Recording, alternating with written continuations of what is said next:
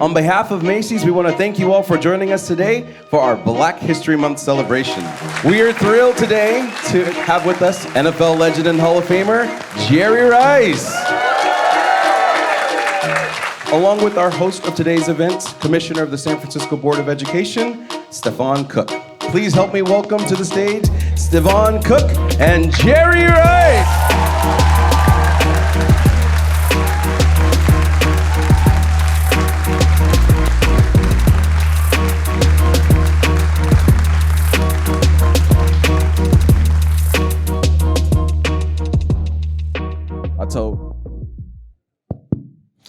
I told Mr. Rice to hold on for a second. So my name is Stevon Cook. I am proud to be your commissioner on San Francisco Board of Education. You can give it up for that. And this Black History is really a celebration of legacy. Our legacy in this country, our legacy of excellence. And if you're like me and you got to grow up watching one of the greatest wide receivers, the greatest wide receiver, of all time, then you got to see legacy being built right before your eyes. My first time seeing Jerry Rice live, my grandfather took me and my cousin David to Niner Stadium, the real Niner Stadium back at Candlestick.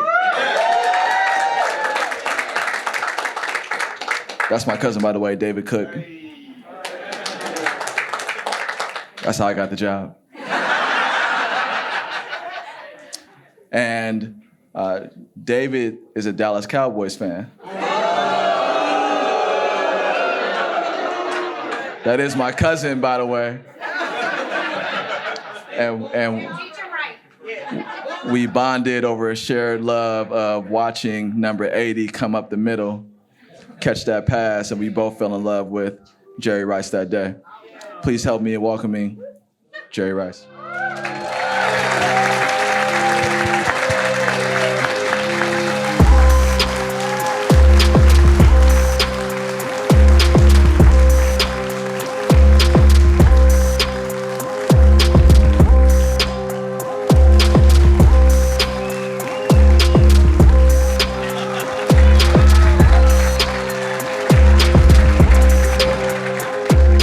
I just love doing that, guys. How's everybody doing? Thank you guys for coming out.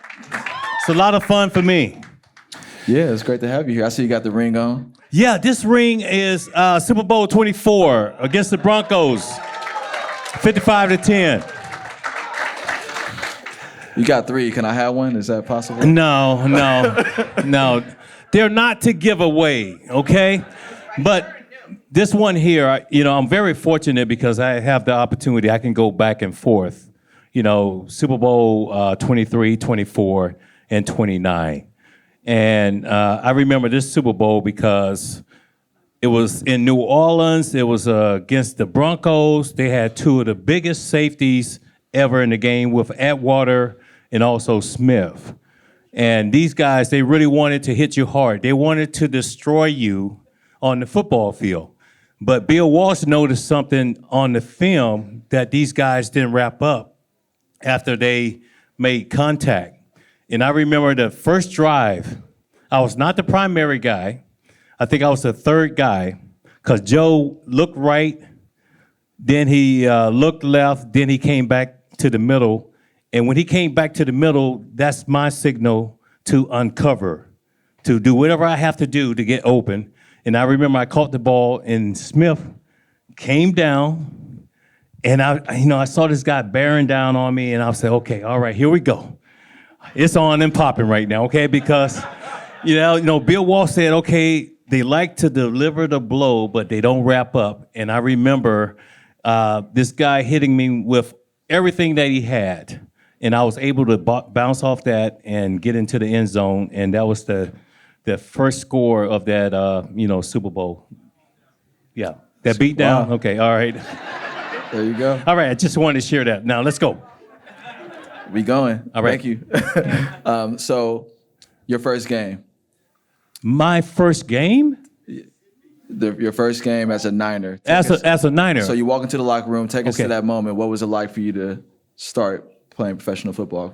Well, I had your initial presence in San Francisco also. I had some adversity when I first came in because of the playbook, the terminology for the San Francisco 49ers, and we had so many plays that we had to learn. It was the West Coast offense.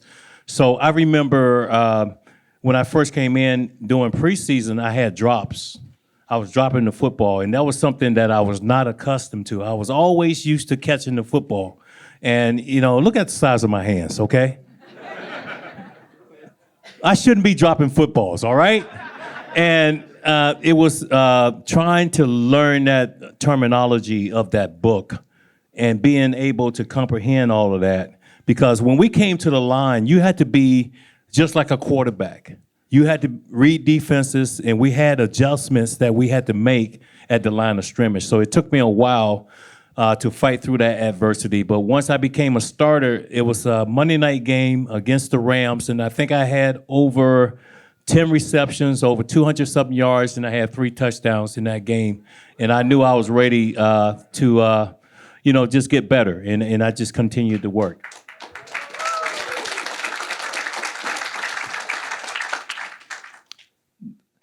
We're going to jump around a little bit. Now I wanted you to tell the story of your last game, the emotions that you had. Oh, my last game, I think it was against Chicago, where I think Terrell Owens caught 20 balls or more. Maybe it was Detroit. No, I think it was. I really don't want to remember that, okay, to be honest with you. But it was no way the Chicago Bears, they were going to let me go out. With so many catches. And, my legacy will always be here with the San Francisco 49ers, But I remember that ball game, and, Terrell had an incredible day, and I congratulated him on that. Then after that, I still wanted to play football. I still had it in me to play football. So I go over to the Oakland Raiders, and I think that year that I went to the Raiders, I went straight back to the Pro Bowl.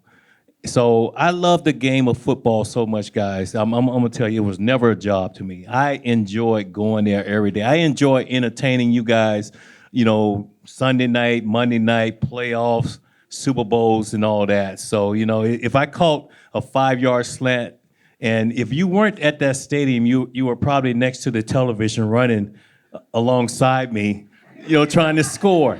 So, that was my appreciation. But, yeah, I remember that like it was just like it was yesterday. Now, we all know and love you, and we've seen your career. Let's talk a little bit about your upbringing. So you grew up in Mississippi, very different place than San Francisco. Talk about your home life and what your hometown was like. Well, my father was really tough. My father was one of those guys, you knew that he loved you, but he would never say, I love you. And I would go to, work with my father, and he was a bricklayer, and he would take me to work with him during the summer. And, my mom, she was like the sweetest ever. It's like she would just invite you into her home, and she would cook a meal for you and do all that. That's just something that we did down south. And I remember going to work with my father, and it was very demanding work, guys. It was tough. We would get up around 6, we were out the door by 7, and we worked the entire day. It was over about around 5. Then on the way back, my father would drop me off at the school because I had a 2-hour practice of football. So after working with my father all day long, I had 2 hours of football practice. Then after football practice, I would jog about 5 miles home. So this was like every day during the off season, and it just taught me about hard work and dedication and being able to appreciate everything. And, I think with my parents, what they instilled in me is that never any shortcuts or anything, work for everything, and, be very appreciative once you start to achieve those goals. I always stayed hungry. I never got to a point where I felt like I had arrived. A lot of athletes, what happens is they get to a point where they feel like, I don't have to work as hard anymore. it was never that way for me. I always wanted to work harder. If I had a game where I had over 10 receptions, over 3 touchdowns, 200 yards, I wanted to come back the next game and I wanted to have a better game. So I always challenged myself, and I never got complacent or anything like that. But I think I just, I got that from my parents, and I think it paid off for me in the long run here in San Francisco. She wants to hear about the bricks. Okay. All right, so the scaffold was about maybe 20 feet up in the air. My brothers, they would toss the bricks up. They would separate, and I would snatch them out of the air. So the myth of it is that I learned how to catch footballs from catching bricks. And being able to just snatch the bricks out of the air and all that. But I think it was all the hard work and the practice that went into it. I mean, guys, if you came to a practice for the San Francisco 49ers, it was almost like it was a game situation. I mean, the speed, everything had to be executed a certain way. And I think that's why we were so successful back in the day, and we were the team of the 80s. And point blank. Yeah, 85 was... But also, I got to give this guy one. Dwight Clark started everything with the catch. He started everything. It's your show, Mr. Rice. So 85 was a great year. That's the year you came to the Niners. That's the year I was born. So what are you trying to say here? I'm saying it was a great year for the city of San Francisco. That's all I'm saying. Okay, all right. I was born and raised here, and I'm talking about a little about my childhood watching you, because there's a lot of kids here, there's a lot of families that really were proud to lift you up as somebody to look up to, and I think it's because of the excellence that you achieved on the field. It was because sort of the off-field antics. We could always say, look at Jerry Rice. He's not a showboat. He's committed to the excellence. And when you look at today's players, with the introduction to social media, a lot of that, like what do you think the game has gone in terms of that? Do you think that there are players that are still like you? Do you think he needs to is going in the wrong direction? Well, first of all, and I know you don't think I'm going to do this, but I'm not going to bash those players. I played in an era, guys, where I loved the game of football. Now, I have been asked over and over again, what would it be like to play in this era?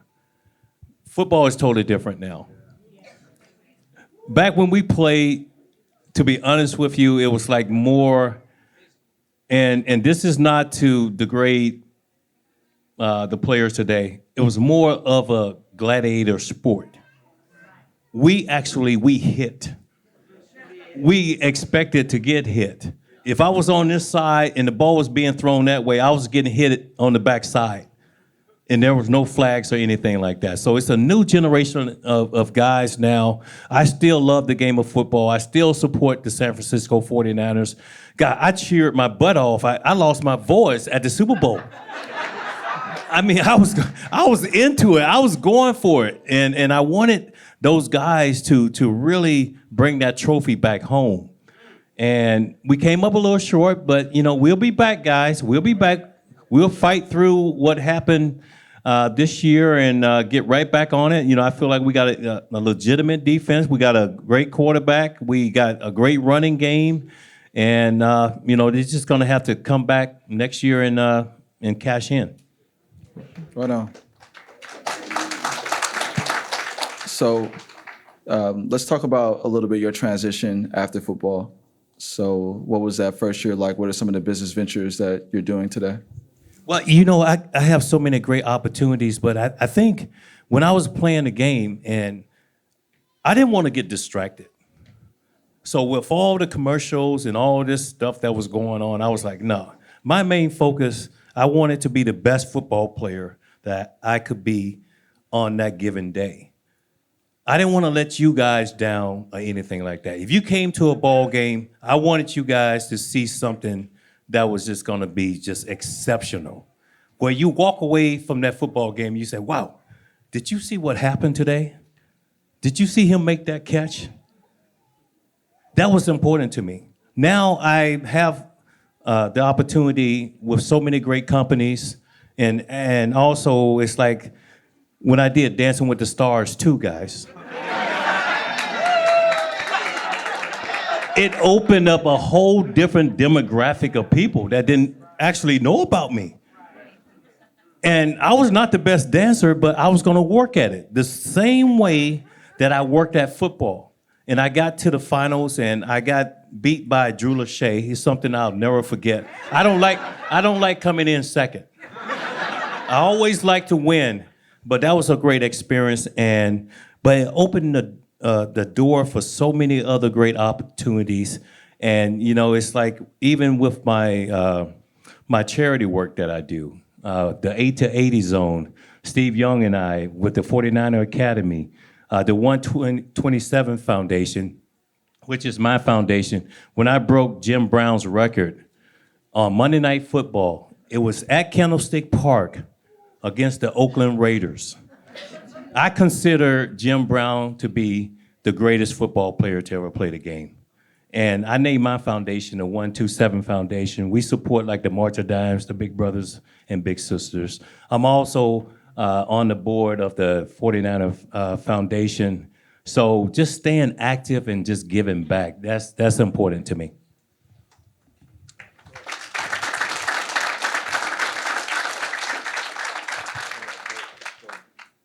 And GOAT, the energy drink? Oh, Go Field. Okay, the greatest of all time. And this is how I break that down. I was in Atlanta, I think it was, I was in Atlanta. The Super Bowl was in Atlanta. It was the Patriots and it was the Falcons. During Media Row, I was asked over and over again, who's the greatest of all time? Of course, I'm never gonna say I'm the greatest of all time. So I'm like, okay, look, I need to come up with something here. So I said, I was thinking about it because Media Row, you probably have to do like 29 or 30 interviews, and everybody gonna ask you the same thing. So I said, you know what? The greatest of all time is not just for athletes, it's for people in other professions too. Doctors, lawyers, teachers, firemen. So then my daughter asked me, she said, Dad, if you had an energy drink, what would you name it? I said, Go Fuel, the greatest of all time. We have blueberry lemonade, tropical berry, we have peach candy, and we have peach pineapple. 0 sugar, 15 calories, 200 milligrams of caffeine. The thing that's gonna separate us from these other energy drinks, like Red Bull, Monster, all these drinks that got all that sugar in it, we added cordyceps mushrooms. We noticed that the ghosts in the Himalayas, they had all this energy. And in the Himalayas, the air is really thin. So why are these goats, why do they have so much energy? They were eating these little mushrooms coming out of the ground, cordyceps mushrooms. So that's, really how this all started. It's a healthier drink. And I think that's the reason why I played for over 20 years. Because I watched everything that I put in my body. The lifespan of a football player is probably about 4 years. And I can still run. Well, speaking of that, I'm doing this run for St Jude coming up next week. And we're gonna raise a lot of money. To be 57, still active, being able, to run. If you want to race me, we can race anytime. I'm ready. I feel like you staring at me right now. Okay.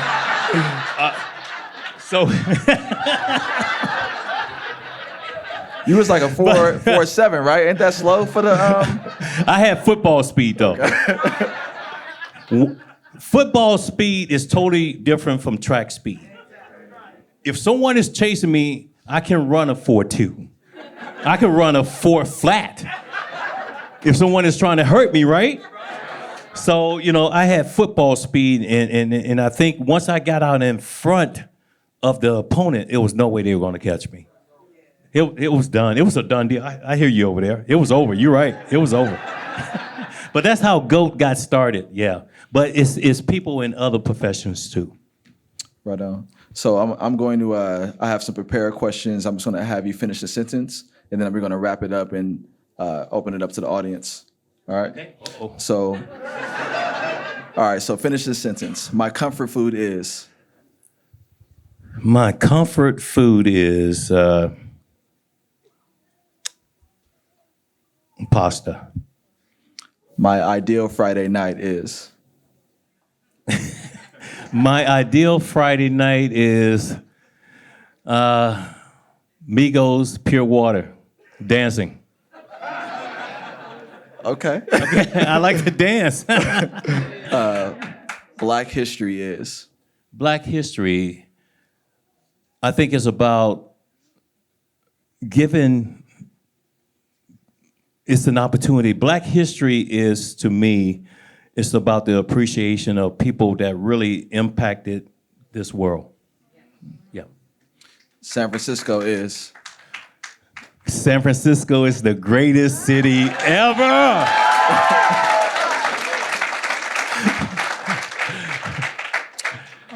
All right. What was the last book you read? The NFL at 100. Where's your favorite place to go My favorite place to go here in San Francisco? in the world?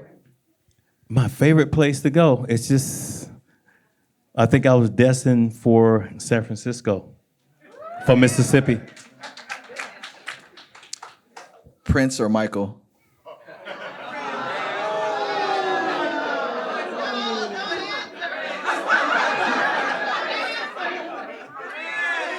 You know what? Have you met both of them? If you talking Prince or Michael, then you probably gonna go Joe or Steve. That is the next question. Yeah. So you want to do it both? Yeah, Prince or Michael? Both. I like them both. I mean, Prince, what he was able to, how he was able to bring so much energy, and also Michael Jackson. And I remember dancing, to those guys. Okay. Now, Joe or Steve, I'm not going to answer that one. Joe, Steve, two of the greatest quarterbacks to ever play the game. So the chemistry that I had with Joe, and Joe and I, we put up, outstanding numbers. Then after Steve took over, now I had to adjust to Steve to make him better, and I was able to do that. And Steve and I, we went on, I think we had the most touchdowns, I think Peyton Manning and also Marvin Harrison. They broke our record, but I think Steve and I had over 80 touchdowns. So I was always able to adapt. Whoever they put behind center, and you would think, okay, this guy, okay, all right, Jerry Rice, he doesn't have to change anything. But I wanted to make those individuals better. So if I had to, work with Steve a little bit more after practice, I would do that. Now you get on the same page. Now it's like once you see those incredible plays on that given Sunday, this is something we have practiced over and over again.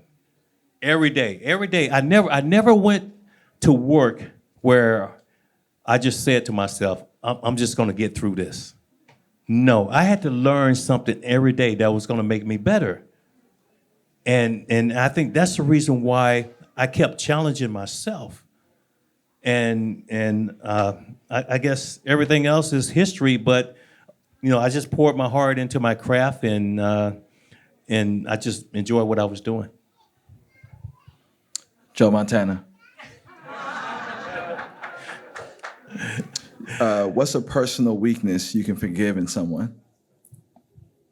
I would say probably confidence, because I didn't have that when I first came here. And I remember everything to me I had to adjust to. I had to get acclimated. The big city, coming from a small place like Mississippi, never been on an airplane before, coming here, dealing with the media. So I didn't have the confidence at first. But then I learned how to work on that. I never had the confidence just to stand up in front of you guys back during my early days when I first came in and just talk. But I learned how to do that. And I watched probably the greatest guy ever, Bill Walsh. How Bill Walsh could walk into a room and take over that room. Then you sit back, you watch Montana, Dwight Clark, and I have to tell you guys a story about Dwight Clark real fast because Joe and Dwight, they would battle back and forth. Joe thought it should have been the throw. Dwight said it was the catch. So they went back and forth and stuff like that. But when Dwight caught that ball against the Dallas Cowboys, that started everything for San Francisco. And I had the opportunity to really work with this guy, to watch him run routes, catch the ball. And Dwight was not the fastest guy, but he ran very precise routes. He got separation. And then, that gave Joe an opportunity where he could deliver the football. So I would watch him and I would try to emulate certain things that they did. And I think it made me a better football player.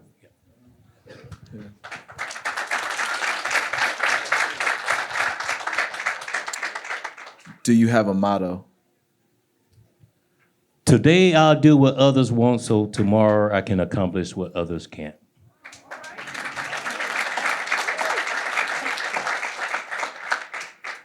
So for those of you that may be wondering, we're recording this for a podcast that I do called Cook on Monday Morning. So if you want to re-listen to it or share it, it'll be on Cook on Monday Morning. We are going to open it up to audience questions. Someone will come to you with a mic. You can just raise your hand. Oh, and before you start, a question has a question mark. It should be somewhat brief. It's not a speech. And I'm not afraid to cut you off. Mr. Rice won't, but I will. Okay, go for it. Hey, Jerry. It's not really a question. I just wanted to share. I want to break the rules here a little bit.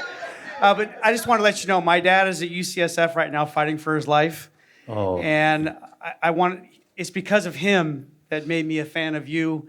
And I remember in the 80s, we would watch together TV, and he always told me that is going to be the greatest and best football player there ever was. So I just wanted to share that with you. Yeah, prayers out to your dad, okay? Thank you for that. You got a little, let's get the, okay. I see you over there. Stand up, baby.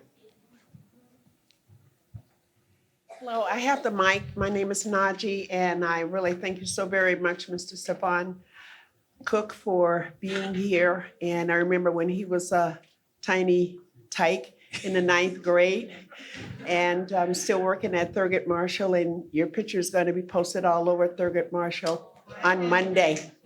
I really fantastic. Thank you. And also my granddaughter, who's a little shy, she said she wants to be a football player when she grows go up. for it. How you doing? Good. Okay, so you have to throw me the football, though, okay? Can you throw me the football? All right, show me. Show me.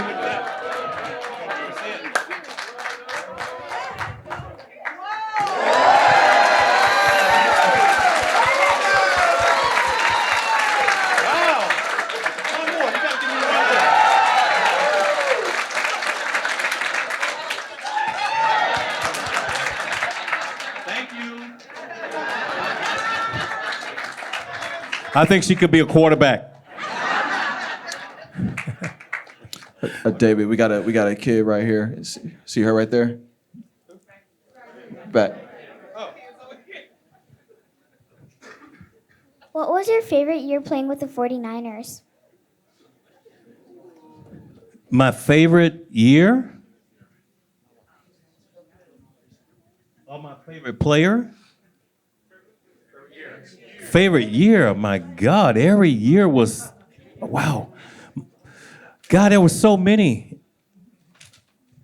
Because it was just not about the records for me. It was about, that SF, wearing that uniform. Being on that football field representing the San Francisco 49ers, but not only just the Niners, the fans. That was special, guys. I'm gonna tell you, to go into Candlestick Park and have 60 to 80,000 fans standing, ready to do battle, is just something I'll never forget. But if I have to point to one game, I'm just gonna use this as an example. The final drive on Super Bowl 23.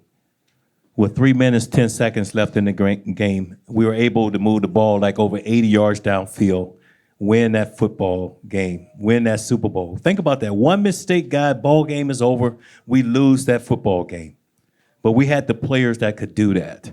We had the players that was willing to sacrifice and also practice a certain way. The 2-minute drill is something that we practice every Thursday when everybody is tired after practice. That's when you have to focus, because every little detail is important. And I remember Joe coming into the huddle, and he calls, he's gonna call out 2 plays, then we break the huddle. We broke the huddle, complete quietness. I did not hear anything. Blocked everything out. And I was able to make some big catches during that drive, and we ended up winning Super Bowl 23.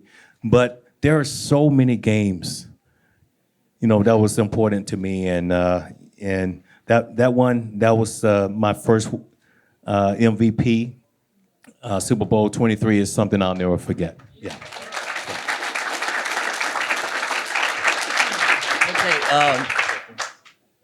Okay, right here. With the way things are going on in the world today, I'm right here. Would you take a knee? No, it's not. It's not really a heavy question for me, because I have always stood for the flag. I have always done that, and it's like, I remember I had this signature like right before the song ended. I will always do this, and it meant everything to me. I think it's great that you have athletes that can bring awareness to certain things, but it was just, I always felt I needed to pay respect to the soldiers that have given their lives and all of that for us to be free. Now, someone else might think someone else. They might think another way. I don't have a problem with that. But it was just something about when I stood and I knew I was ready to play my best football when the anthem, when it was done. So, that's it.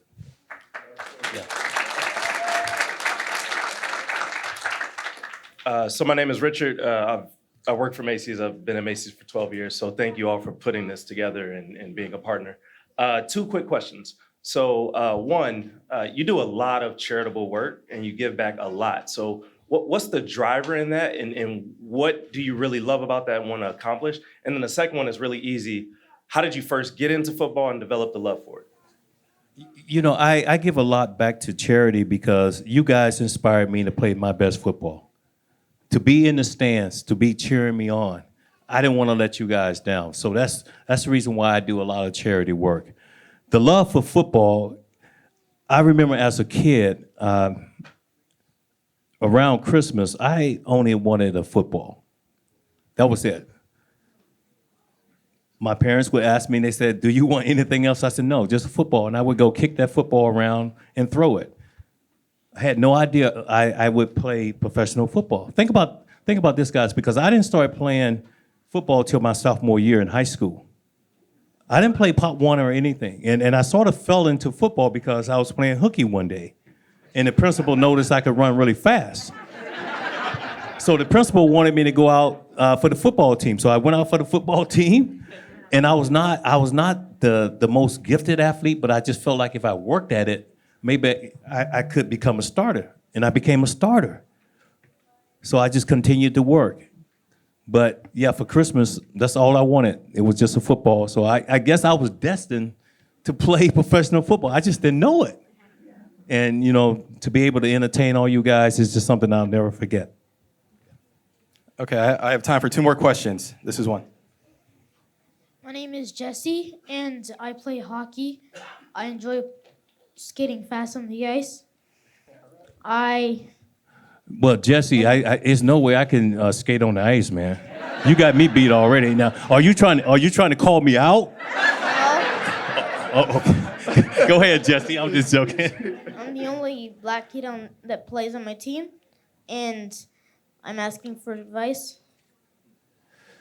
Well, you're the only African American.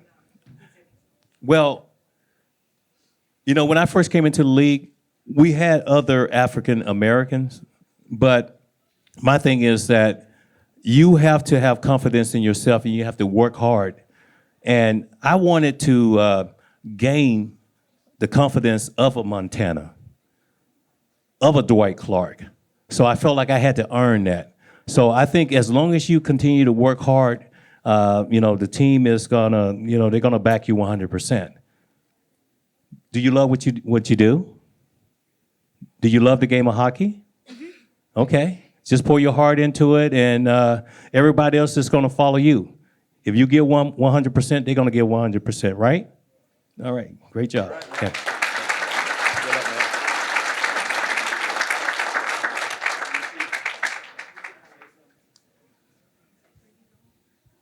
You want it? Pressure. Uh-oh. Last question. Yes, good afternoon. How you doing? I'm great now. How you doing? How you doing? So earlier you spoke about St. Jude. I'm a mom of 2 young adults that live well with sickle cell. So thank you for your charitable work. But could you educate the audience about the work at St. Jude? Well, I don't know about all the work at St. Jude. All I know is that we're going to raise probably about $500,000, and that's a great something that I can look up and I can really try to learn about. But I got this opportunity to do something really special, and it was no way. I hear about all the great work with St. Jude, but I got the opportunity, got the call, and I said, there's no way I'm gonna pass this up.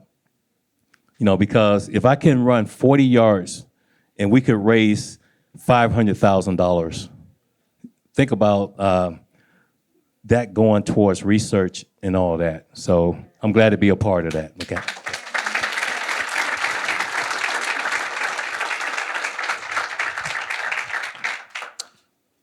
Let's give our guest of honor a round of applause.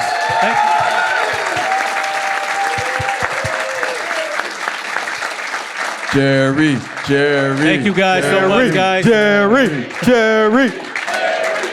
You know what, hey, when I hear that it fires me up. It makes me really want to put that uniform on again. That's just like, that's just like, okay, at Levi's Stadium, I was doing an interview and I decided to sprint 100 yards. And the crowd just went crazy. It brought back so many memories for me. And that's just something I'll never forget, guys. Thank you guys for inspiring me to be the best football player that I could possibly be. I would never say I'm the greatest of all time. If you guys say that, it's fine. I appreciate it.